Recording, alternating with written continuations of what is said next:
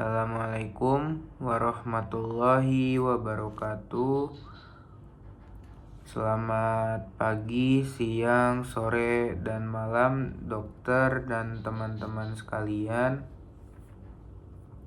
Sebelumnya izinkan saya untuk memperkenalkan diri. Perkenalkan, nama saya Safin Alifan Nur Fakira dengan NIM 2511111210014 dari program studi kedokteran gigi Universitas Lambung Mangkurat.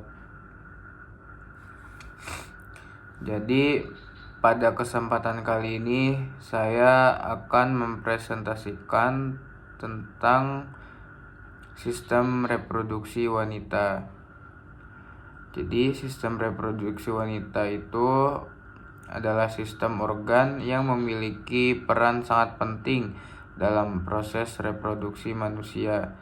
Sistem ini tidak hanya berfungsi untuk menghasilkan sel telur, tetapi juga memfasilitasi terjadinya pembuahan, menyediakan tempat bagi perkembangan janin selama kehamilan, dan mempersiapkan tubuh untuk proses persalinan.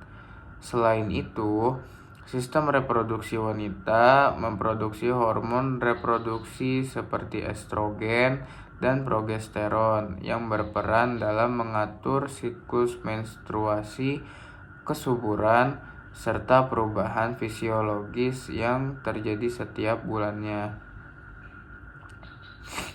Secara umum, sistem reproduksi wanita terdiri dari beberapa organ utama.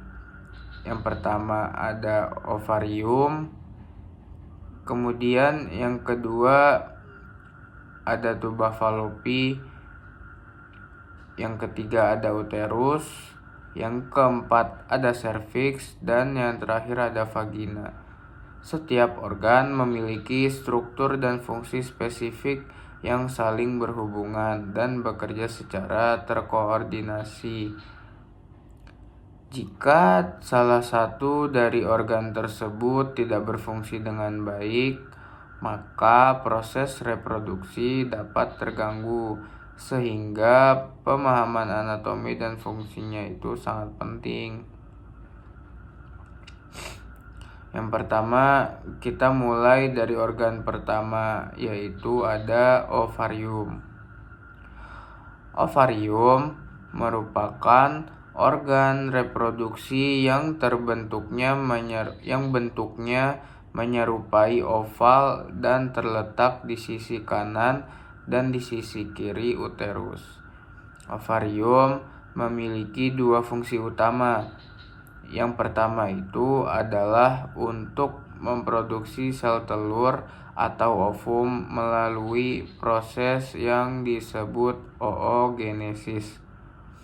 Setiap bulan, satu ovarium akan melepaskan satu sel telur matang dalam proses ovulasi.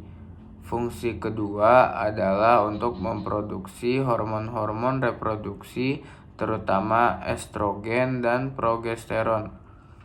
Hormon-hormon ini sangat penting dalam mengatur siklus menstruasi, mempersiapkan lapisan rahim untuk kehamilan, serta memengaruhi perkembangan ciri kelamin sekunder pada wanita seperti pertumbuhan payudara dan perubahan pola distribusi lemak tubuh. Tanpa ovarium, sistem reproduksi wanita tidak dapat menjalankan fungsinya secara optimal. Selanjutnya itu ada tuba falopi, yaitu saluran yang menghubungkan ovarium dengan uterus. Tuba falopi memiliki peranan yang sangat penting karena disinilah proses pembuahan biasanya terjadi. Setelah sel telur dilepaskan dari ovarium, tuba falopi akan menangkapnya melalui struktur yang disebut fimbriae. Di dalam tuba ini terdapat silia dan otot polos yang bekerja sama melalui gerakan berirama untuk mengantarkan sel telur menuju uterus.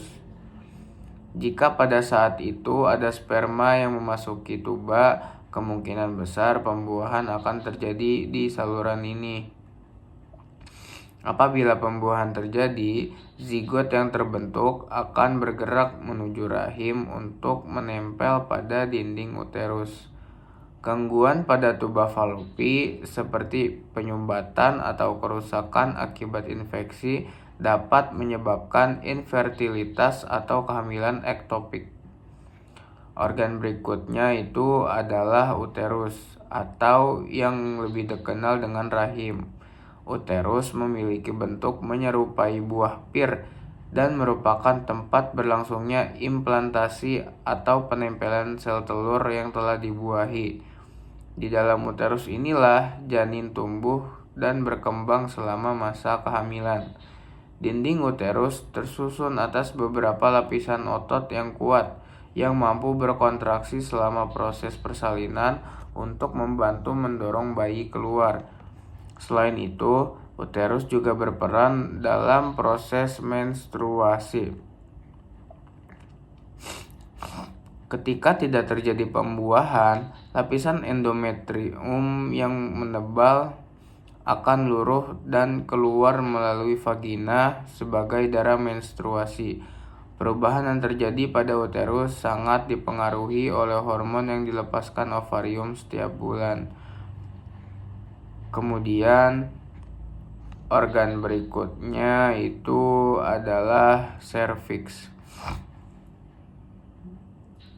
Jadi, serviks itu adalah bagian bawah uterus yang berbentuk seperti leher sempit dan menghubungkan rahim dengan vagina. Serviks memiliki beberapa fungsi penting. Yang pertama, untuk menjadi pintu masuk sperma menuju uterus. Kedua, mengatur keluarnya darah menstruasi. Yang ketiga, selama kehamilan, serviks akan tetap tertutup rapat untuk menjaga janin tetap berada dalam rahim. Namun, menjelang proses persalinan, serviks akan mengalami pembukaan atau dilatasi untuk memungkinkan bayi keluar melalui jalan lahir.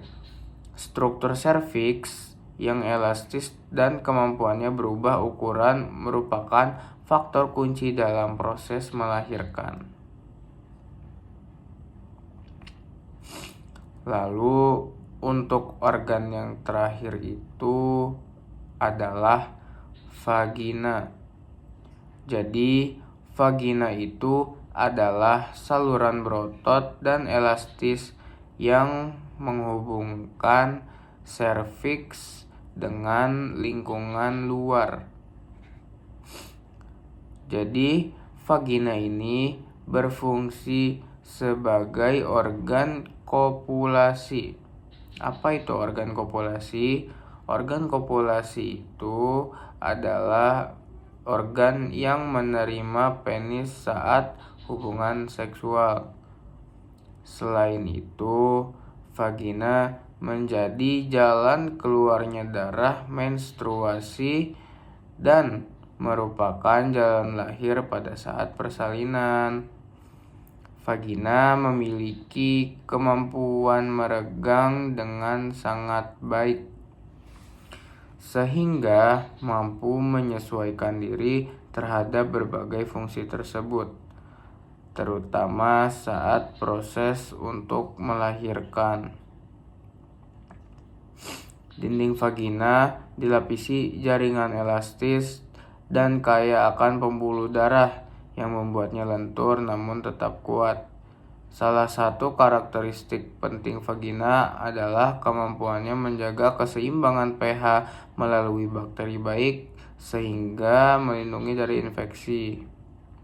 Ketika semua organ ini berfungsi secara normal, sistem reproduksi wanita mampu mendukung proses reproduksi mulai dari ovulasi, pembuahan, kehamilan, hingga melahirkan. Gangguan kecil pada salah satu organ saja dapat berdampak besar pada kesuburan atau proses kehamilan.